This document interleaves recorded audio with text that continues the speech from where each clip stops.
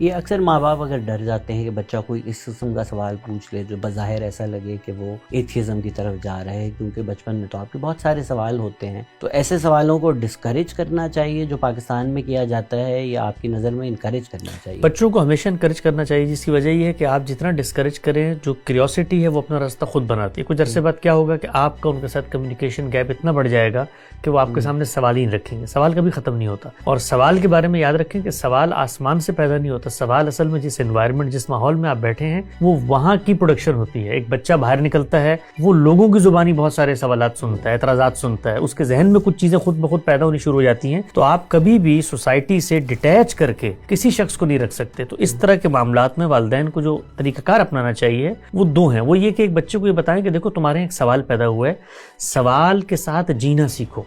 ہمارے یہاں یہ بھی ہوتا ہے کہ آپ نے ایک بات کہیں سے سنی ہے، کسی بچے نے اسکول میں آ کے مجھے رچرڈ ڈاکنز کی کوئی بات بتا دی، اب وہ میں اس کو لوں گا اور لینے کے بعد جو کچھ میرے ارد گرد نظریات، پری کنسیوڈ نوشنز ہیں ان کو لے کے ریجیکٹ کرنا شروع کر دوں گا۔ تو والدین کو بچوں کو یہ سکھانا چاہیے ہے کہ دیکھو تمہارا جو سوال ہے بہت جینون ہو سکتا ہے، مجھے ممکن ہے اس کا جواب نہ آتا ہو، یہ بھی ممکن ہے کہ سوسائٹی میں فی الوقت تمہیں کوئی مطمئن نہ کر سکے، لیکن اس کی بنیاد پر اگر تم تمام نظریات کی تردید کر دو گے تو تم بھی اسی مقام پہ کھڑے ہو جاؤ گے جہاں پر اس وقت کوئی ایک مذہبی آدمی کھڑا ہے جس کی بات تمہیں سمجھ میں نہیں آ رہی، اور کل جب تم سے گفتگو ہوگی آرگومنٹ کی بنیاد پہ تو تم اس کو قبول نہیں کرو گے۔ تو بچوں کو ہمیشہ اسپیس دینی چاہیے، والدین کو انہیں سکھانا چاہیے، اور اب تو اتنا زبردست ذریعہ کھل چکا ہے معلومات کی رسائی کا، ہر سطح پر روابط قائم ہو سکتے ہیں، اسکالرس کے ساتھ میٹنگز ہو سکتی ہیں۔ ہم ایک چیز اس میں بڑی کوتاہی کرتے ہیں بالعموم، وہ یہ ہے کہ بچوں کی اس کیوریوسٹی کو چینلائز کرنے کی کوشش نہیں کرتے۔